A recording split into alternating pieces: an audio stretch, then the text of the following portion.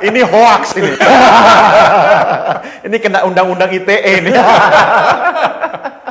Coba, ada nggak satu profesi saja di muka bumi ini yang tidak menggunakan kemampuan berkomunikasi?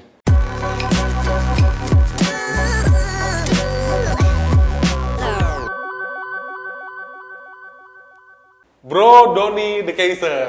Wah. Siap. 3M nih, 3M. Apa itu? Make... Oh, protokol kesehatan. Iya. Oh iya, pakai masker, jaga jarak, hindari kerumunan ya. Bener. Cuci tangan. Siap. Ahlinya public speaker ya. Amin. Dan juga gurunya public speaker nih. Ya, tapi masih terus belajar, bro. Oh, Ya, mantap. karena belajar itu proses seumur hidup. Yes. Nah, public speaker terdampak pandemi nggak, bro? Wih, kalau ditanya langsung nembak soal itu, jawabannya pasti ya.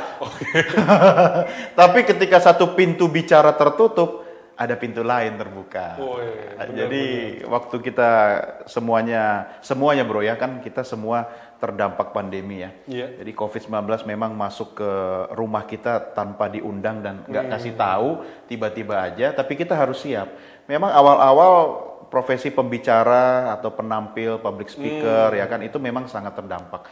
Oke. Seperti misalnya public speaking kan bukan cuma pembicara seperti saya kan, teman-teman musisi kan juga bagian dari public speaking sebenarnya kan, mereka penampil kan. Nah itu kan sangat terdampak, jadi nggak bisa tampil, nggak bisa show. Nah, kayak saya show-nya kan ngajar, manggung, training gitu kan. Yes. Tapi ternyata ya selalu ada pintu lain yang terbuka, asal kita mau rajin nyari pintunya bro. Lah kalau kita meratapi pintu yang ketutup itu ya nggak sampai fokus bisa nyari pintu lain kan. Betul. Nah, tapi ya saya bersyukur ternyata pandemi juga mengajarkan kita untuk melihat banyak sisi lain dari kehidupan kita. Benar. Kan kalau kita bisa lihat kan ini ya, terdampak, semua pasti terdampak ya, semua bisnis pasti terdampak. Walaupun ada mayoritas ya secara negatif, tapi sebagian kecil mungkin ada yang terdampak positif Ya, juga, betul. seperti itu. Tapi kalau dari segi pembawa berita itu tetap jalan kan bro? Ya, saya bersyukur karena saya juga menjalani profesi sebagai seorang newscaster ya. Yes. Justru dengan pandemi ini berita kan makin banyak. Benar. Iya. Ya, tapi dari sisi bisnis televisi sendiri, Iya. memang semua terdampak. Ya, di satu sisi sebagai seorang newscaster, saya masih tetap menjalankan profesi saya. Iya. Dan secara profesional, saya juga tetap bisa menjalankan profesi saya dengan baik. Itu saya syukuri. Tapi di sisi lain, sebagai seorang yang juga menjalankan bisnis atau usaha di bidang media, Iya. kena dampak juga bro. Yes. Jadi di satu sisi masih bisa jalan, di sisi yang lain ya tiarap juga. Ya, tapi tiarap bukan berarti mati. Betul. Ya kan istirahat dulu nggak apa-apa. Ya kan seperti misalnya saya juga mengelola media, ada salah satu channel media televisi di saluran berlangganan yang tadinya sudah deal mau ada investasi untuk pengembangan bisnis ya kan, ya postpone dulu.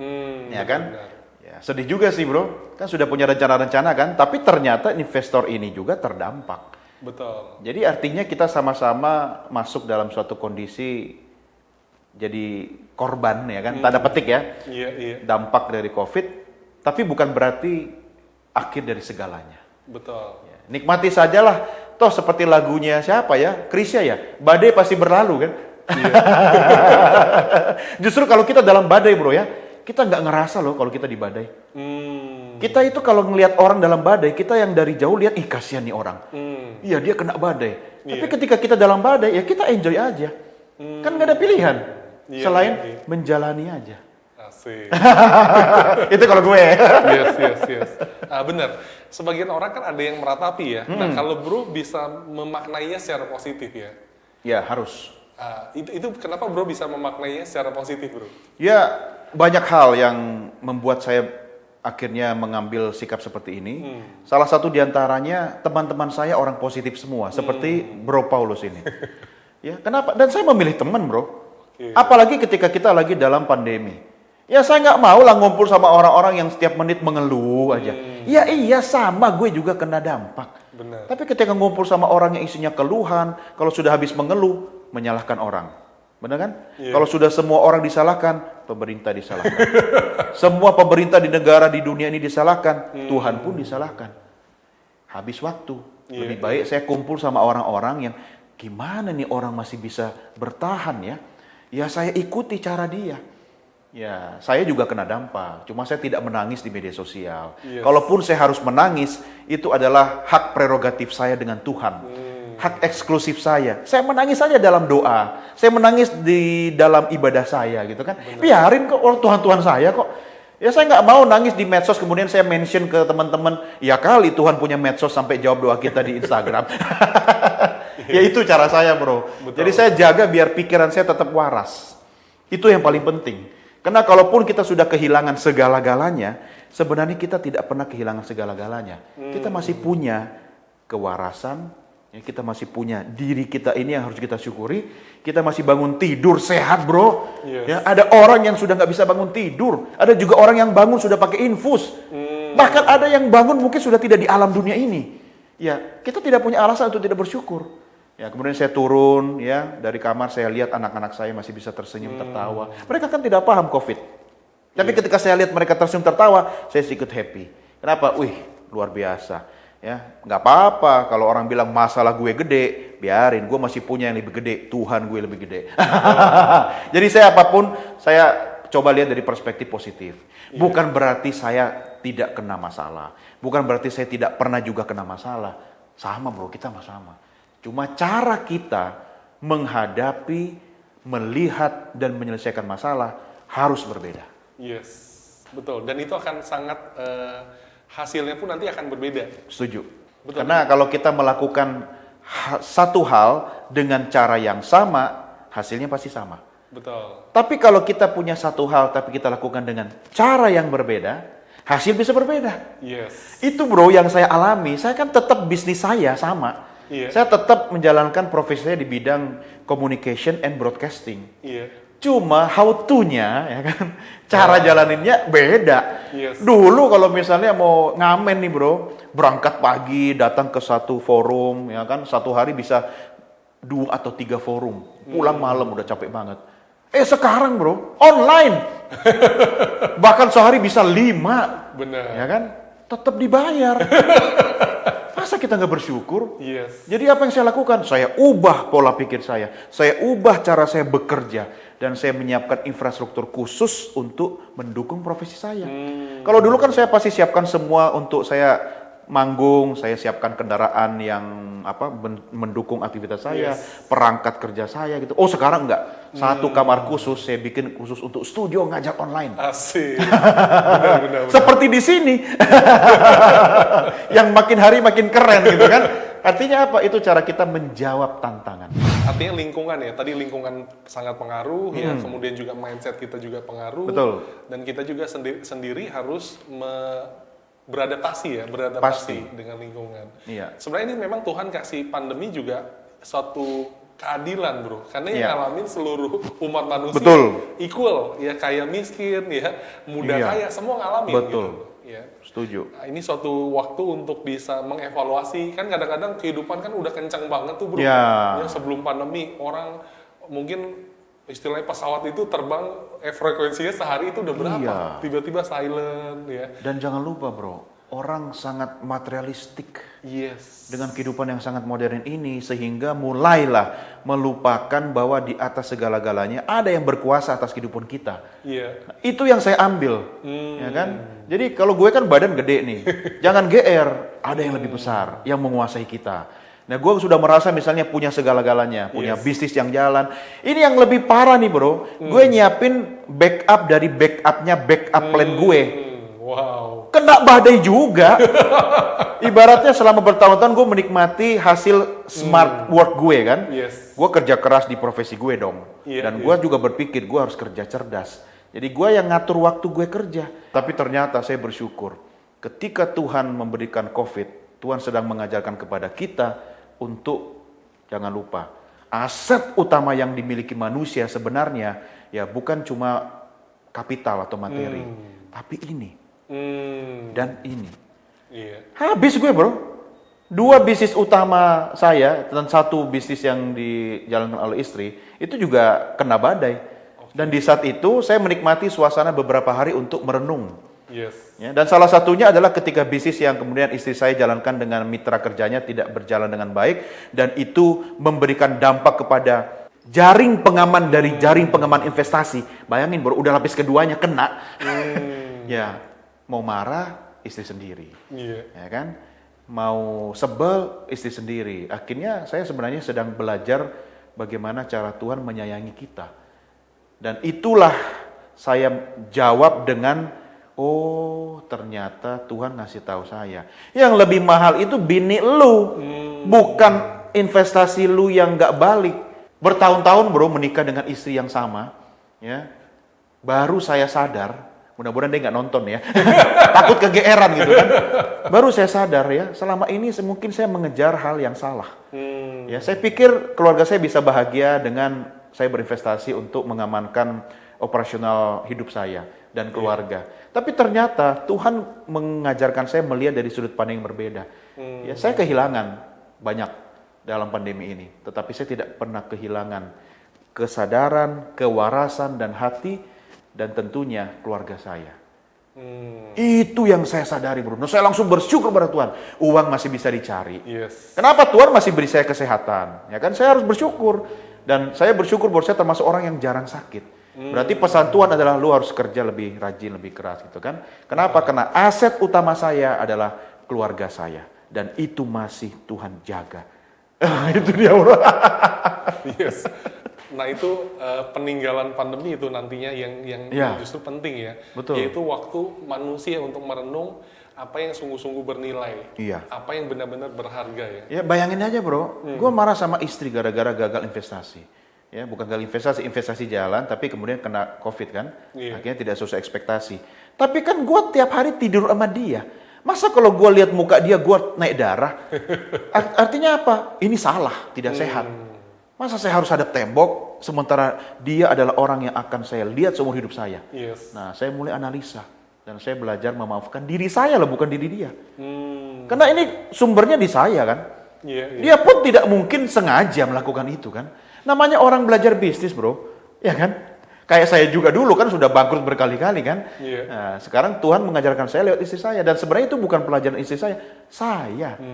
Dan disitulah saya mengambil hikmat bahwa ternyata pandemi ini mengajarkan saya cinta kasih yang jauh lebih besar dibanding segalanya. Oke, saya boleh tidak bisa ke luar negeri jalan-jalan bersama keluarga. Saya boleh mungkin tidak bisa membelikan istri saya hadiah ulang tahun, materi yang mungkin bermerek gitu kan. Tetapi saya merasa saya lebih kaya di saat pandemi ini. 24 jam sehari saya bisa berkumpul dengan istri dan anak-anak saya, ya kan, tanpa sekat, tanpa batas, dan tanpa ada gangguan. Bahkan teman-teman saya karena suka marah-marah, lu paling susah di telepon. Iya, karena saya sedang sibuk bersama keluarga saya. Iya, itu yang saya alami dan saya menikmati bro, sangat menikmati. Dan disitulah saya bersyukur, Tuhan, ternyata pandemi COVID ini membuat banyak hal yang berubah dalam hidup saya. Nah itu yang mau saya share buat teman-teman. Mantap sekali. Boleh diminum ya? Kopinya mantap ini kayaknya.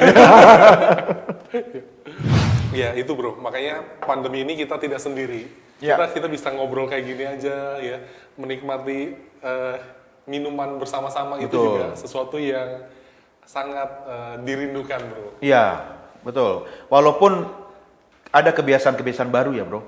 Termasuk yang sebelumnya kita sering ngumpul tatap muka ya, ada kontak fisik dengan teman-teman kita. Tapi ya ternyata kita mulai terbiasa dengan bertemu secara daring, online gitu kan. Dan saya akhirnya harus belajar dari anak-anak saya. Karena kalau kita bandingkan antara generasi milenial dan kolonial ya, saya nggak bilang kita kolonial loh. Saya tetap merasa milenial gitu kan.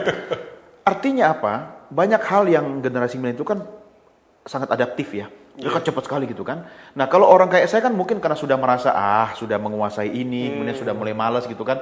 Dipaksa oleh keadaan saya harus belajar. Akhirnya saya menikmati juga. Nggak mau kalah dong sama anak-anak gitu kan. Bahkan ternyata ini cara Tuhan mengajarkan kepada kita untuk selalu mengosongkan gelas kan. Betul. Nah, gimana mau masuk yang baru kalau gelasnya penuh?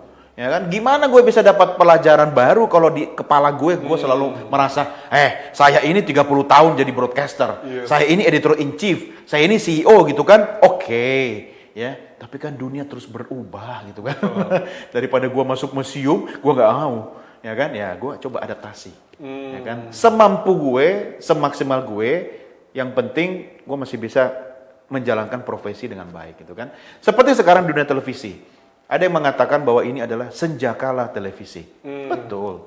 Ya, tapi jangan lupa ketika ada yang terbenam, ada yang terbit kan. Betul. Nah itu kan hukum alam selalu begitu kan. Seimbang kan, yin yang kan. Nah ketika televisi konvensional mungkin akan masuk ke senjakala, tidak akan mati bro, ya masa senja. Kan ada yang lagi bersinar, Betul. ya dengan platform digital gitu kan, online streaming gitu kan. Dan 2 tahun lagi kita harus switch off analog TV. Kita harus migrasi ke digital. Itu amanat undang-undang, tidak bisa diulur lagi, ya kan? Jadi tidak ada pilihan.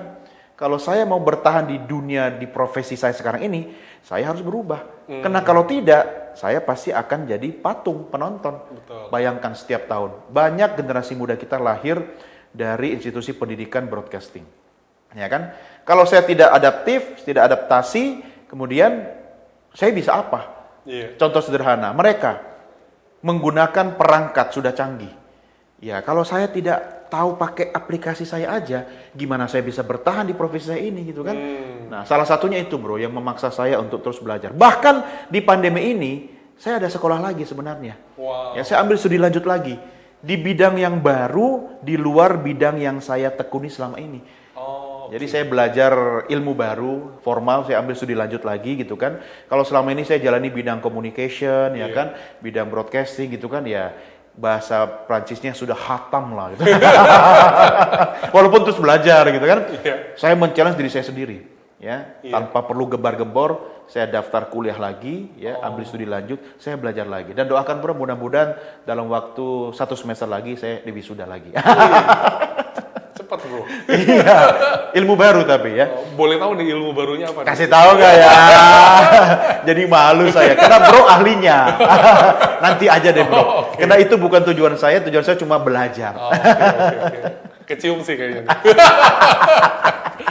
Tapi itu menarik bro. Profesi broadcasting kan broadcaster ya akan berubah nih ya kan? Betul. Dari TV sekarang ke media-media baru. Nah itu kan pasti juga akan berubah. Dan bro sudah jadi saksi hidup di mana 30 tahun perubahan itu tuh. Betul. Iya kan, bro? Dari zaman kaset, bro. Nah, betul, kaset, pita. Iya. Sampai sekarang udah tapeless. Yes. Ya kan? Ya saya mengalami karena saya sekolah itu awal itu saya memang khusus sekolah broadcast. Dan saya kebetulan ya Tuhan kasih kesempatan saya untuk berkarya di usia yang sangat dini. Betul. Jadi saya tamat SMA, saya kuliah sambil kerja. Jadi saya jadi saksi hidup, saya belajar dan mendalami bidang ini sekaligus menjalani alih teknologi dari masa ke masa. Yes. Yang tadinya kalau meliput sebuah berita atau menyelenggarakan siaran langsung, kita bedol desa bro, satu kampung turun gunung. Sekarang 1 orang saja bisa melakukan liputan. Ya kan? Benar. Dan saya harus bisa lakukan itu kalau saya mau bertahan di dunia ini, di dunia profesi ini gitu kan. Betul. Kalau enggak, ya enggak bakalan bro. Ya mana mau lagi kita liputan satu kampung gitu. Saya masih ngalamin bro. Nah, itu zaman bedol desa itu biar teman-teman tahu tuh, itu berapa orang tuh bro? Waktu saya tugas di istana dulu di era Presiden SBY, ketika ada siaran kenegaraan, untuk satu program live kepresidenan, saya itu bawa 2 bus isi 48 kali 2 berapa? Ya 100-an orang. Wow. Ya, kemudian ada satu mobil unit OB van, outside broadcasting van, ya unit siaran luar, disitulah kontrolnya kan. Kemudian ada satu lagi mobil genset. Jadi genset itu tidak include dalam mobil OB van itu, karena dia harus gede kapasitasnya. Jadi ada satu OB van lagi itu genset. Jadi ada 4 mobil kami berangkat ke istana, ya kan, untuk menyelenggarakan siaran langsung dari istana. Nah, saya memimpin kurang lebih 80 sampai 100 orang. Sekarang, satu orang aja, nih live gitu kan, bisa. Ya kan? Betul. Saya mau marah, ya kan? Ya nggak bisa, orang sekarang zamannya begitu. Ya apa yang harus kita lakukan? Ya pelajari. Benar. Ya kan? Ya, kita kan cuma punya 2 pilihan, ya kan? Pelajari atau tarik selimut, ya kan? Tidur, ya kan? Silahkan, tapi jangan marah-marah ketika kemudian nanti ada generasi muda yang datang, ya kan? Yang ketika saya interview, saya pasti tanya bro, bisamu apa? Ya kan? Dia misalnya lulusan program vokasi, ngelamar di stasiun TV saya. Ada yang lulusan S2 misalnya, ya kan? Ya Iya. walaupun tidak apple to apple ya. Sesuai kebutuhan dong. Ketika saya membutuhkan skill seseorang, saya tanya dulu, bisamu apa saja? Ya kan? Saya rela menggaji dia dengan 2 kali lipat lebih tinggi karena satu orang itu bisa mengerjakan 10 pekerjaan Iya. daripada satu orang ya kan cuma mengerjakan 1 pekerjaan. Betul. Iya kan? Ya kalau kita bicara otak bisnis kan, ya mending gua gaji dia 2 kali lipat daripada gue gaji 10 orang. Iya kan? Iya. Nah itu yang terjadi sekarang bro. Yang dimiliki oleh generasi muda kita sekarang. Makanya ada perubahan di kurikulum broadcasting. Ya, itu pun yang saya alami di perguruan tinggi. Kalau dulu kita belajar edit misalnya kan alatnya berbeda. Saya masih ngalamin tuh tape to tape, 2 tape analog pakai kaset. Ya, kemudian ada mixernya. Kalau sekarang kan enggak, sudah non-linear editing, software. Itu sebabnya kita harus belajar IT. Karena broadcast sekarang itu basisnya IT, software. Ya, bukan lagi perangkat. Bukan lagi perangkat keras, ya kan? Zaman saya dulu, kayaknya udah tua banget ya. Kamera aja bro, itu Ikegame itu yang buat liputan itu beratnya itu 25 kilo. Makanya kenapa dulu fisik kameramen itu, kamera person itu harus kuat, tinggi, besar, ya kan? Karena dia harus mengangkat alat yang beratnya itu seperti anak SD. Lah sekarang, coba bayangkan. Ya kamera bisa masuk saku, ya kan? Nah itu yang harus kita lakukan sekarang, seperti bro katakan tadi, ya yang membuat orang itu bertahan bukan yang paling kuat, tapi yang paling adaptif. Dia selalu bisa beradaptasi. Nah saya bersyukur, saya di dunia broadcasting itu sudah 30 tahun dan masih dikasih layar, masih dikasih panggung, ya kan? Padahal sebenarnya saya ini udah selesai bro, 12 tahun lalu sebenarnya. Ketika saya sudah menyatakan di balik layar dan lebih banyak mengkader orang dan lebih banyak di kampus ya kan ngajar, tapi ternyata layar masih ngasih kesempatan dan masih panggung buat saya. Termasuk bro masih kasih panggung saya duduk di sini. Coba gitu kan. Oke, nah kalau bro mungkin bisa sharing ke adik-adik nih ya, yang lagi belajar ya.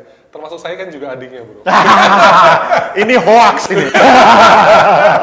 Ini kena undang-undang ITE ini. Nah itu kira-kira apa yang perlu dipelajari gitu kan, ataupun profesi-profesi apa yang mungkin juga kedepannya ini akan bagus nih. Justru malah ada ahli juga bilang bro, maksudnya kalau nggak ada pandemi ini, bisnis-bisnis yang down saat ini sebenarnya tanpa pandemi pun mereka akan down gitu loh.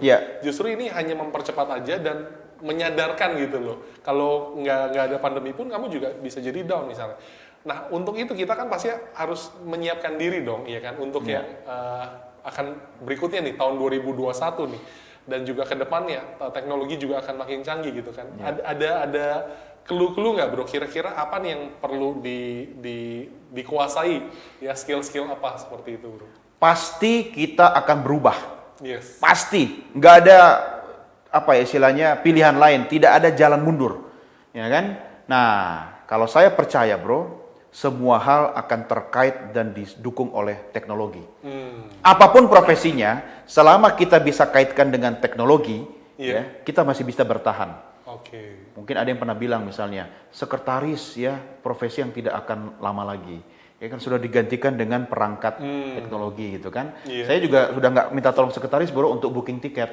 Sudah ada aplikasi, ya kan, scheduling, ya kan, aplikasi booking tiket segala macam sudah ada gitu kan. Tapi kan ada faktor-faktor lain yang misalnya nih, kalau kita punya keunggulan, kita punya keunikan, orang masih cari kita. Nasi goreng di mana-mana banyak bro. Tapi kenapa ada orang nasi goreng kambing yang di Kebon Siri? Ya kan? Karena waktu abangnya masak nggak pakai baju, keringatnya netes kan? Ya, kita tidak tahu apa yang membuat orang banyak datang ke sana, tapi pasti dia punya keunikan dan keunggulan. Carilah keunikan dan keunggulan kita masing-masing. Itu yang pertama. Tetapi yang kedua, lihat perkembangan zaman. Ya kan? Kalau kita masih jualan di pinggir jalan sementara jalan menuju ke toko kita itu sudah ditutup kiri kanan, ya tidak bakal ada orang datang. Ya. Tapi kalau kita mau jualan di dalam gang sempit, tapi kita menggunakan platform atau media digital, orang kan tidak perlu datang ke dapur kita. Bahkan produk kita bisa sampai ke depan rumah orang itu tanpa dia harus datang ke rumah kita. Nah, Iya. itu yang harus kita lakukan. Tidak bisa berubah kalau kita tidak mengubah mindset, Yes. pola pikir. Ya kan? Jadi ini dulu harus diubah. Saya tidak bisa ngajarin bro atau teman-teman ya atau adik-adik sih ya untuk melakukan ini itu, tapi ininya belum berubah. Ya, nggak bakalan bisa, bro. Capek. Betul. Ya, kayak ngomong sama tembok. Karena saya tidak bisa memengaruhi apa yang diyakini orang. Saya tidak bisa memenjarakan keyakinan seseorang. Fisik bisa, ya kan? Seperti misalnya kita dalam pandemi, ada yang mengatakan seperti terpenjara. Ya salah lu sendiri. Lu yang mikir terpenjara. Kalau gue kagak. Kalaupun pandemi ini memaksa kita lockdown dan seperti di penjara, ini adalah penjara yang paling membahagiakan. Kenapa? Di penjara bersama orang-orang yang kita sayangi. Iya kan? Yes. Soal mindset. Ya Benar. kalau kita masih mau hidup di era analog, silakan. Tapi jangan marah ketika nanti kemudian perangkatnya sudah makin tidak ada. Ya, masih ada nggak yang kemudian cetak foto pakai film? Ada. Masih ada, tapi sudah jarang kita temui. Betul. Itu kan kalau kita bicara nostalgia masa lalu kan. Nah, ketika dulu mau foto gitu kan kita harus tahu, oh ini isi filmnya 36 plus 2. Ya kan? Punya bonus 2, berarti 38. Saya pastikan sebelum jepret, semuanya sudah sempurna. Ya kan? Fokusnya lah, ISO-nya lah, apa segala macam gitu kan. Baru saya ceklek gitu. Lah kalau sekarang, ceklek. Yang jelek delete. Ya kan? Iya. Nah, kita nggak bisa lagi balik seperti dulu. Kalaupun kita balik, mungkin itu menurut saya ya, kita hidup dalam nostalgia. Ya, silahkan saja. Tidak ada pilihan, bro. Harus berubah mengikuti perkembangan teknologi dan perkembangan zaman. Iya. Orang nonton TV sekarang sudah bukan di pesawat televisi. Bahkan pesawat televisi itu dipakai untuk menonton konten YouTube. Iya. Kan smart TV kan? Di kamar saya pun itu televisi berlangganan. Jadi saya hanya mencari acara yang saya suka. Iya. Saya tidak lagi nonton satu stasiun televisi dari pagi sampai malam itu saja, enggak. Kekuatan di tangan saya. Bayangkan kalau kita yang jadi content creator. Kan galak, jahat banget penonton kan? Ya, dia seenaknya pindah gitu kan? Iya. Nah, tapi kan kita nggak bisa marah kepada seluruh penonton. Yang harus kita lakukan apa? Bagaimana kita membuat diferensiasi. Nah, itu yang ditanggapi dengan para pembuat konten seperti YouTuber gitu kan. Iya. Ya, sampai kadang-kadang ngeprank gitu kan. Nah, makanya itu salah satu cara. Tapi tolong kalau ngeprank jangan jangan tidak bermoral gitulah. Banyak cara yang lebih kreatif gitu kan. Jadi nggak ada pilihan, bro. Iya. Ubah mindset. Ya, dengan mengubah mindset ya akan mengubah hidup kita. Mantap. Apapun masalahnya, mindsetnya harus diubah dulu. Yang penting jaga ini tetap sehat. Benar. Nah, oke, kalau gitu bro sendiri nih, sebagai public speaker ya, ada yang bilang juga kan public speaking ini sangat penting ke depannya. Bahkan macam-macam profesi pun tetap butuh skill public speaking. Betul. Nah, bro yang sudah 30 tahun di dunia tersebut, manfaatnya apa aja sih bro kalau orang bisa public speaking? Waduh, kalau saya ditanya, segala hal akan terkait dengan public speaking dan communication skills. Sederhana aja nih bro, kita belum lahir aja sudah public speaking. Non-verbal communication, tendang-tendang perut ibu kita, ya kan? Yes. Mengasih tanda akan segera lahir, ya kan? Pada saat kita lahir pun, apa yang kita lakukan pertama kali? Menangis. Kalau kita tidak nangis, dokter, bidan atau yang membantu kelahiran akan memberikan kita sentuhan, ya, agar kita menangis. Betul. Jadi bahkan sejak bayi, sejak lahir kita dipaksa public speaking, bro. Oke. Ya kan? Sampai kita pulang pun ke Tuhan, itu public speaking. Makanya saya selalu bilang sama teman-teman, jangan dengarkan apa kata orang. Dengarkanlah dua suara. Suara Tuhan dan suara hati. Oke. Tidak pernah berdusta. Suara Tuhan, saya bukan nabi. Nggak harus jadi nabi untuk mendengarkan suara Tuhan. Dari mana dong? Kitab suci. Ya, apapun agama Anda, baca kitab suci. Suara Tuhan ada di situ. Itu kan kumpulan wahyu kan? Betul. Nah, yang kedua suara hati. Pasti tidak akan pernah berdusta. Coba, punya niat jahat, mau nyolong sesuatu. Bicara nggak hatinya? Aduh, nggak enak kan? Sederhana. Jadi kalau kita punya impian, punya cita-cita, dengarkan dua suara itu. Apapun kondisinya. Kalau Tuhan bilang tidak lewat ajarannya, ya jangan dipaksakan diri. Ya kan? Kalau hati kita kemudian tergelitik untuk melakukan atau tidak melakukan sesuatu, ya percayalah. Ya, bahwa hati itu tidak akan pernah berdusta. Nah, itu yang selalu saya tanamkan pada diri saya sendiri, bro. Itu sebabnya ketika kita bicara tentang bicara, itu penting. Bahkan hati saja berbicara pada kita. Masa kita nggak meningkatkan kemampuan public speaking, bro? Ya kan? Coba, ada nggak satu profesi saja di muka bumi ini yang tidak menggunakan kemampuan berkomunikasi? Nah, oke. Ada nggak tuh guys? Admin di kantor. Emang setelah itu dia diam saja. Bagaimana dia mendeliver tugasnya kepada timnya, atasannya, koleganya, atau supervisornya? Ya kan? Dia berkomunikasi juga kan? Oke, dia tidak komunikasi verbal misalnya, tapi dia kirim email nggak? Ya kan?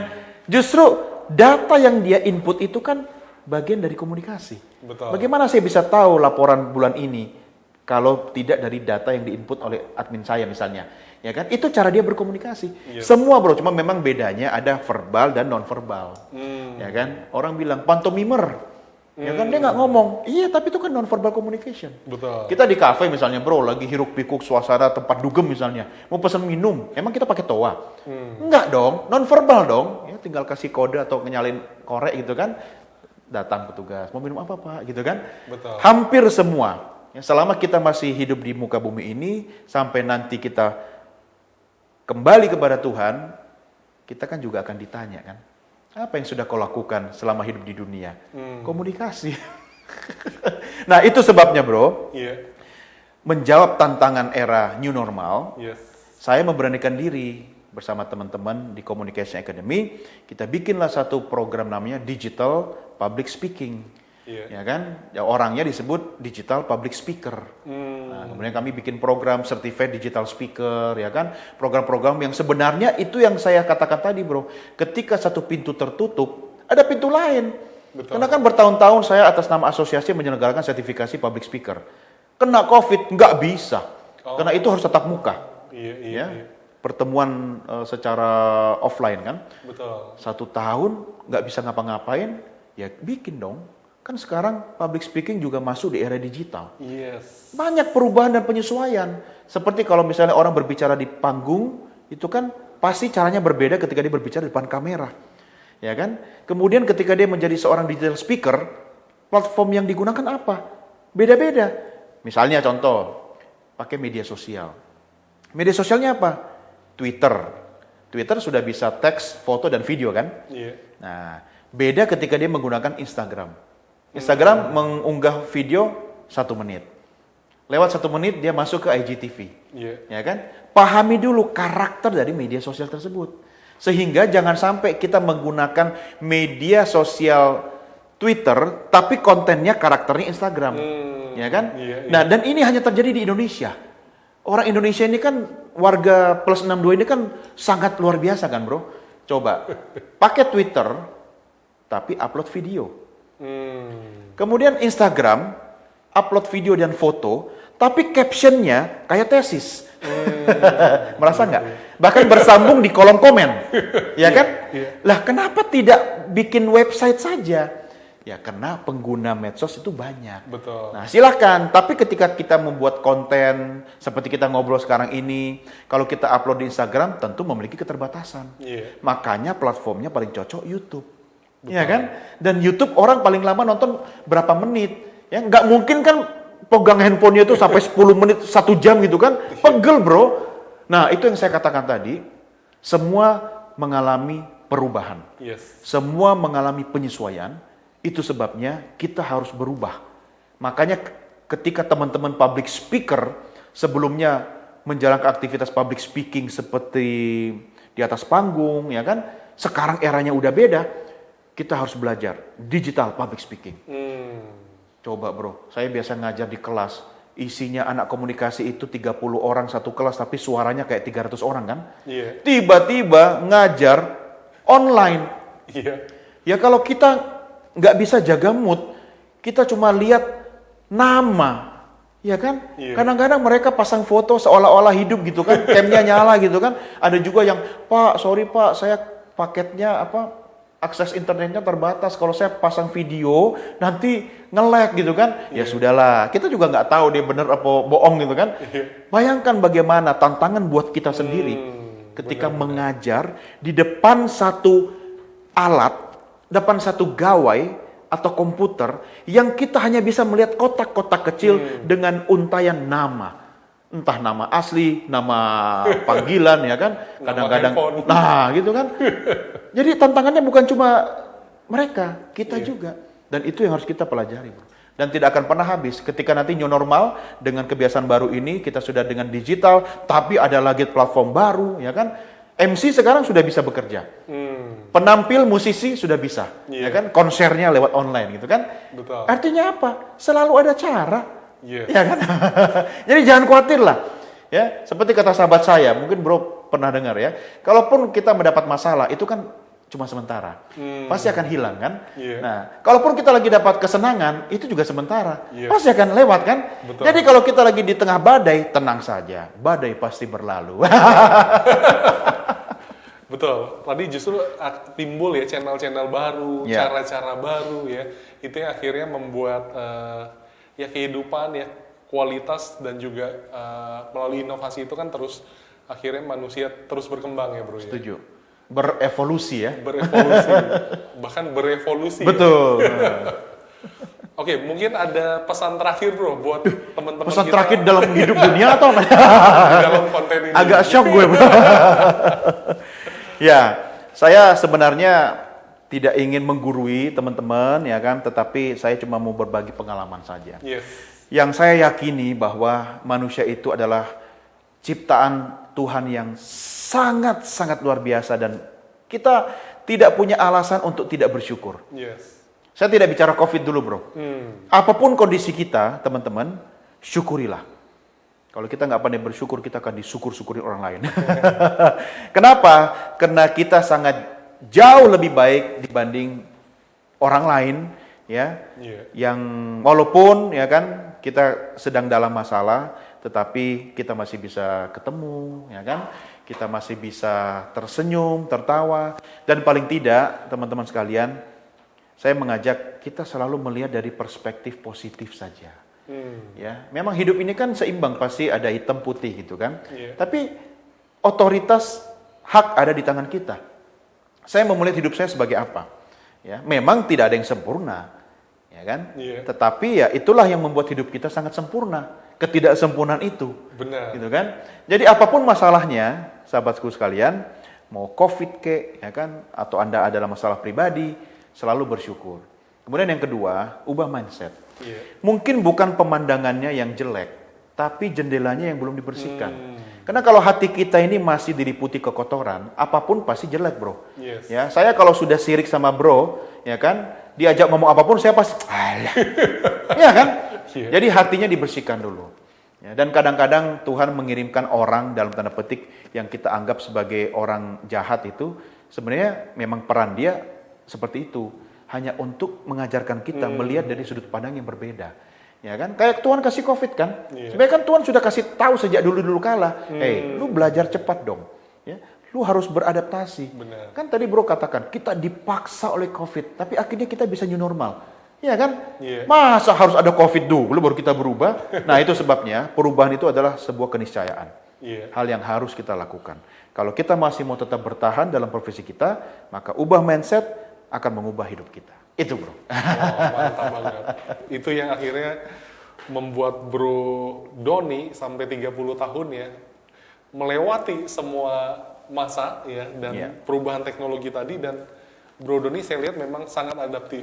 Itu akhirnya tetap awet muda kan sampai hari ini. 23 tahun aslinya umurnya. Kelakuannya. Sudah hampir punya cucu loh bro. Thank you Bro Doni. Thank you bro. Sharing. Saya terima kasih. Anda luar biasa. Terima kasih bro. Sama-sama. Thank you. Teman-teman, kalau ada yang mau tanya, silahkan komen di bawah ya. Bisa juga sharing video ini. Mungkin teman-teman kita yang lain ada yang lagi juga dalam pergumulan ya. Ada juga yang mungkin mau belajar tentang public speaking ya. Silahkan follow Bro Doni ya di komen di bawah ini ya. Dan sampai ketemu di Kopi Kang Tau Kopau berikutnya. Bye.